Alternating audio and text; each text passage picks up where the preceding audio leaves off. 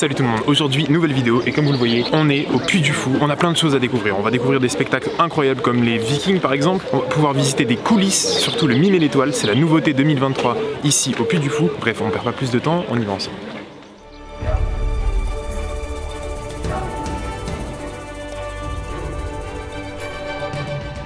Bon, il est 9h du matin, on se dirige vers le bal des oiseaux fantômes, c'est le spectacle de rapaces et de plein d'autres oiseaux en même temps. On l'a déjà vu, il est très beau, j'espère que les conditions feront qu'on aura tout dans le spectacle parce qu'il y a différentes choses qui peuvent varier selon les conditions météorologiques. Donc on va voir ça ensemble.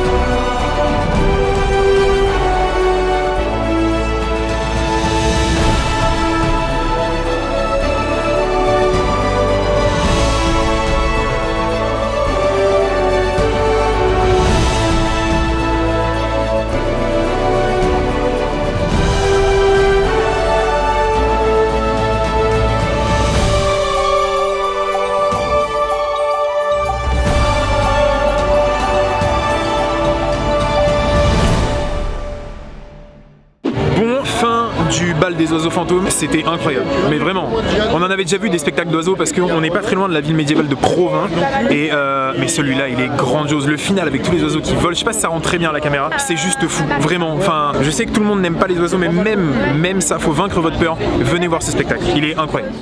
Partons maintenant à la découverte des Mousquetaires de Richelieu, l'un de nos spectacles préférés ici au Puy du Fou.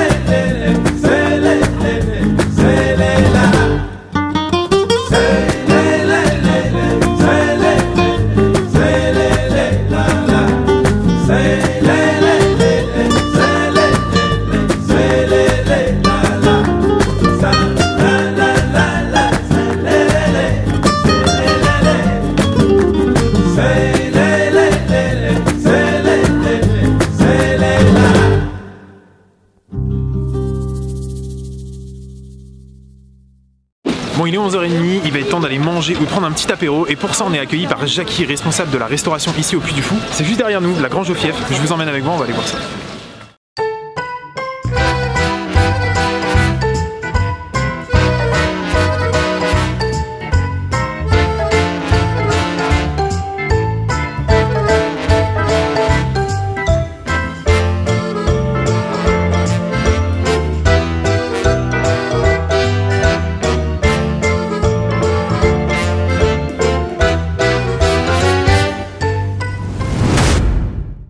Bon, on est à table, on va découvrir ce qu'on va manger, on est accompagné de Jackie. Bonjour Jackie, Bonjour Maxence. Est-ce que tu peux te présenter et nous dire du coup tes fonctions au sein du Puy du Fou? Bien sûr. Alors moi c'est Jackie et du coup je suis responsable au sein de la restauration. Mes missions se tournent autour de la création des recettes auprès des chefs et toute la sélection en fait des producteurs locaux qui sont très chers à nos yeux. Alors ici on est accueillis donc par toi dans la Grange au Fief, c'est ça? Est-ce que tu peux nous expliquer un peu ce que c'est? Et bon, ça ressemble vachement à un petit restaurant et si vous en avez plusieurs dans le parc, etc. Ouais. Alors la Grange au Fief, pour le coup on est sur un bar à vin. L'objectif étant de vraiment immerger le visiteur sur toute la partie vin, mais également sur des planches apéritives où on met en avant tous nos producteurs locaux, typiquement le chèvre de la chèvrerie avec Ludo et Anaïs, ou bien le saucisson de la Maison Bégin. Le but est vraiment de faire voyager le visiteur également dans ses assiettes. Et donc je disais oui, donc plusieurs restaurants, à chaque fois des produits locaux différents. Le but c'est de faire découvrir un peu ce que vous avez dans la région. Exactement. En fait aujourd'hui on a du coup 26 restaurants. On passe de la restaurant gastronomique à la vente à emporter, à la restauration animée. Et vraiment l'objectif au quotidien est de pouvoir intégrer au mieux nos producteurs locaux dans toutes ces démarches. Ok, bah écoute, merci beaucoup pour tes réponses à ces petites questions. Et puis je pense qu'on va aller déguster 2-3 trucs. J'ai vraiment hâte. Plaisir. Et comme ça je pourrais donner notre avis global aux gens. Génial, c'est parti. Merci beaucoup. On est en train de tester les différents produits. Là, je vais tester les rillettes de canard au miel.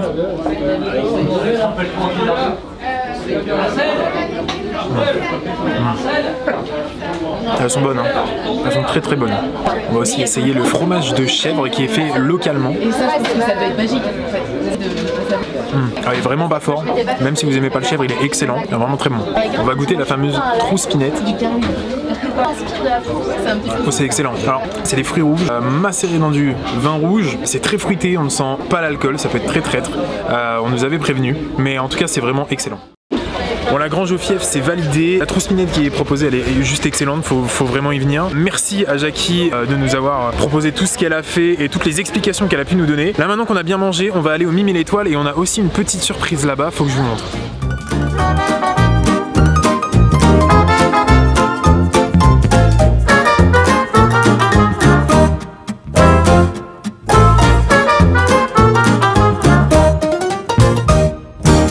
Bon allez, cette fois-ci on est au Mime et l'Étoile, c'est la dernière nouveauté du Puy du Fou. Et comme je vous le disais, on va avoir une petite surprise. On est accueillis par les équipes du spectacle. On va pouvoir voir l'avant-spectacle, poser des questions à quelqu'un qui participe. Et en plus de ça, on va pouvoir accompagner le personnage de Garance dans la préparation de son personnage.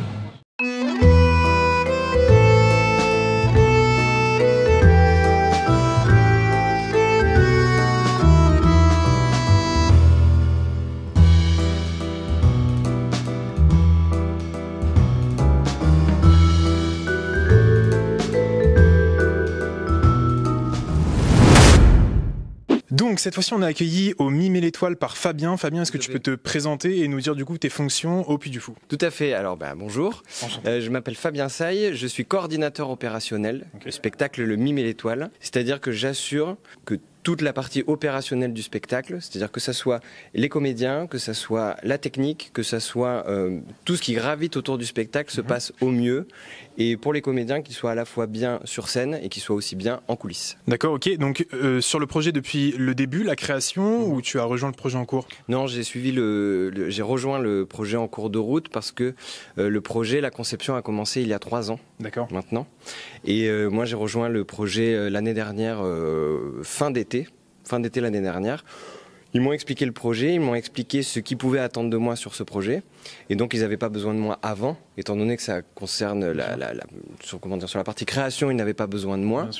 Mais ils avaient besoin de plus se projeter sur la partie opérationnelle à partir du moment où le spectacle était déjà quasiment monté dans sa globalité. Oui. Alors les travaux n'étaient pas terminés, etc. Mais il y a eu une consultation aussi envers moi pour savoir si telle ou telle chose était peut-être un peu mieux pour déjà me projeter sur le spectacle, mais aussi avec un œil neuf. Bien sûr. Parce que le spectacle, enfin le projet, la création, il a commencé il y a 3 ans, donc au bout de 3 ans, on a la tête dans le guidon. Ça fait que c'est des fois peut-être un peu compliqué aussi de pouvoir répondre à des questions. Et le fait que j'arrive en cours de route a permis que je redécouvre le projet, enfin que je le découvre de A à Z, et puis que je sois très honnête aussi sur les choses ce que je voyais un peu moins, etc. Enfin, ça s'est fait de concert. Donc on parle du Mime et l'Étoile, mais pour le moment les gens n'ont pas vu le spectacle. On commence par cette découverte des coulisses et cette interview. Est-ce que tu peux nous parler du spectacle, nous dire combien il y a de personnes dessus, etc.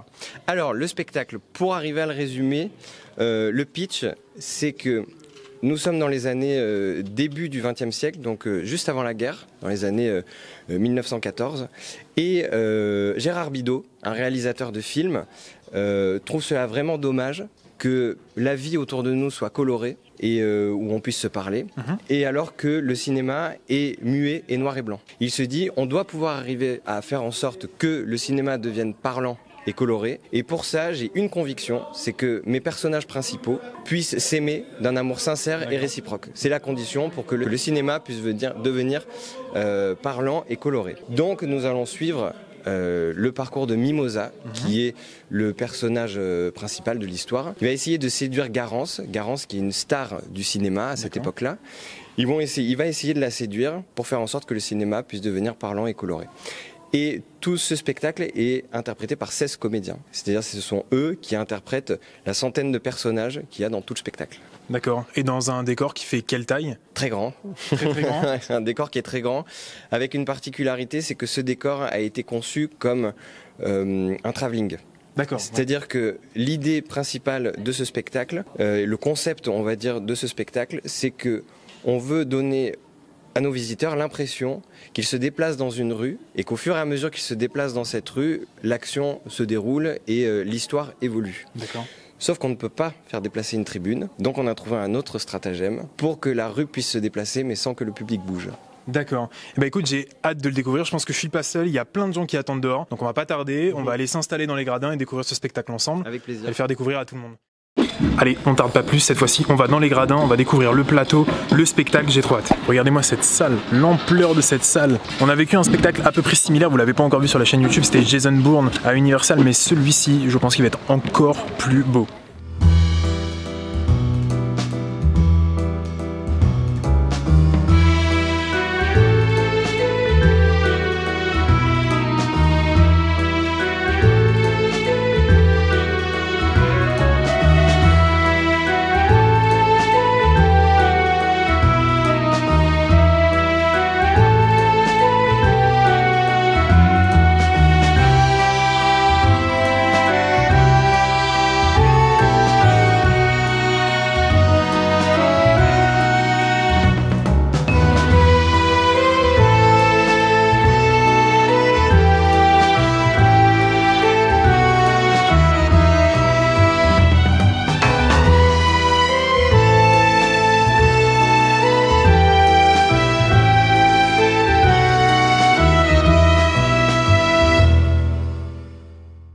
Bon bien, le mime et l'étoile c'est fait, quel show, vraiment. De l'avoir vu une seconde fois parce qu'on était déjà venu au Puy du Fou, c'était exceptionnel. La petite surprise qu'on a pu avoir et qu'on vous a partagé, c'était fou, et d'avoir des détails comme on a pu avoir, c'est vraiment le top. Ce spectacle il est vraiment à découvrir. Je peux que vous conseiller de venir au Puy du Fou pour le découvrir. C'est une première européenne ce type de spectacle en plus. Les maquillages sont grandioses, la mise en scène est grandiose, l'histoire est vraiment belle. Bref, faut vraiment venir.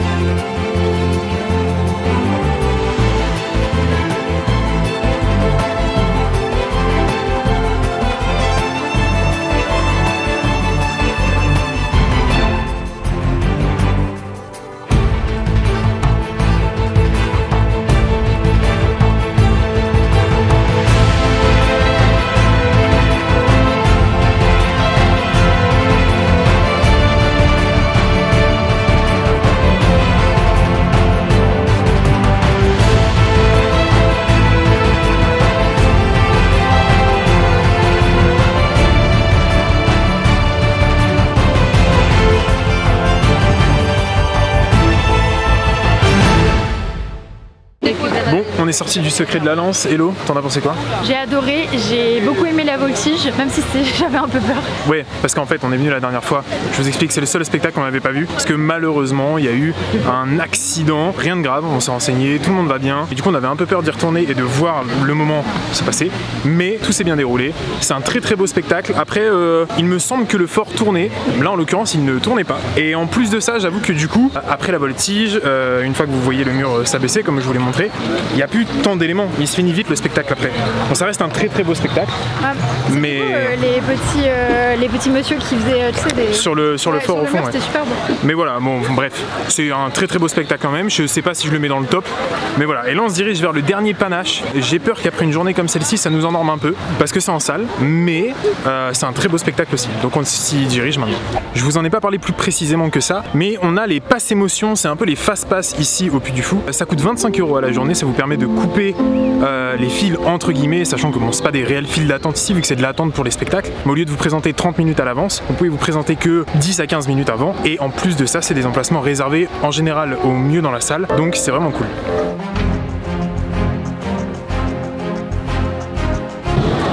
Prête pour la bataille de Vendée? C'est parti.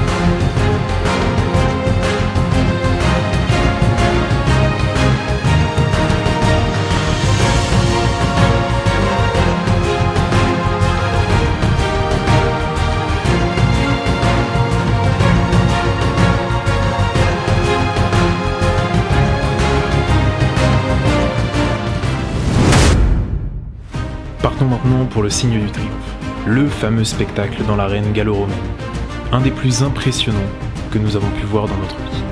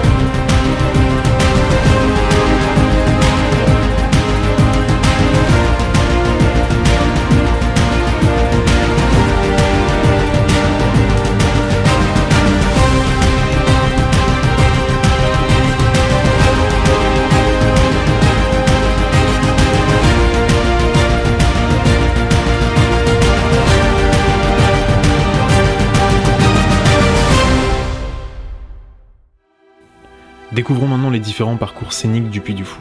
Entre les amoureux de Verdun, la renaissance du château, ou encore le premier royaume, ces parcours sont très diversifiés, et tous aussi beaux les uns que les autres.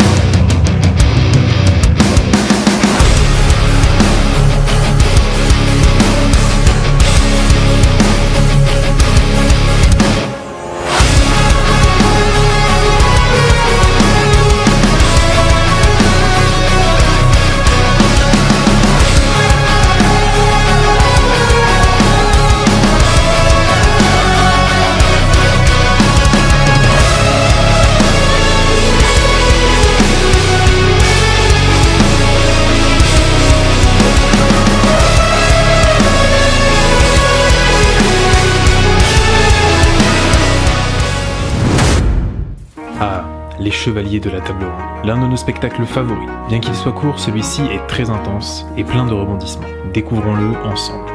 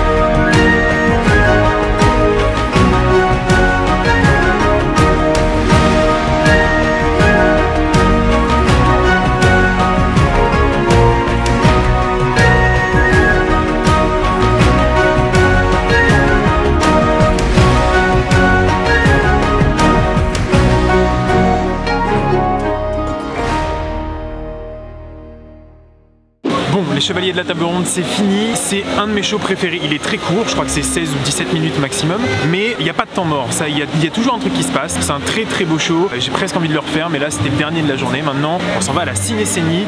Bon, avant les spectacles nocturnes, on est conviés à aller manger juste derrière moi à l'Atrium. On va découvrir ça ensemble. Faut savoir que le Puy du Fou, hormis les spectacles, etc., il y a une offre food, comme vous l'avez vu ce midi, qui est énorme, avec plein de choses à déguster, des produits locaux, des choses de la région. Donc voilà, cette fois-ci, Atrium. Moi c'était les pâtes au lardon, j'ai vu le nom. Ah, les mezze. Bien sûr. Tiramisu, 3 tiramisu. Merci. Première étape, carpaccio, on va goûter ça. Étape numéro 2, cette fois-ci on mange les pâtes au lardon, j'ai pas compris le nom.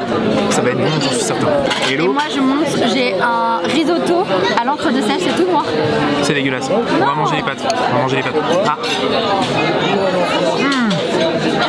Ah, puis on n'a pas mangé depuis l'apéro de ce midi. Bon, enfin le dessert c'est un tiramisu. On va voir ce que ça donne. Bon, le tiramisu, je pense que ça peut pas être... Oh, il est super bon, il est léger. Et vu que c'est une belle part, je pense que c'est très bien qu'il soit léger.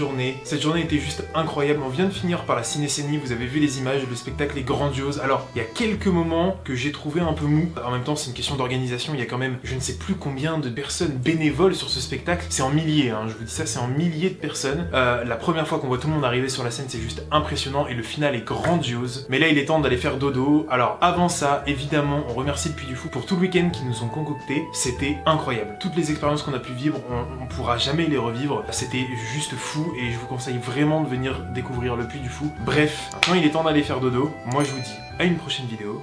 Ciao tout le monde.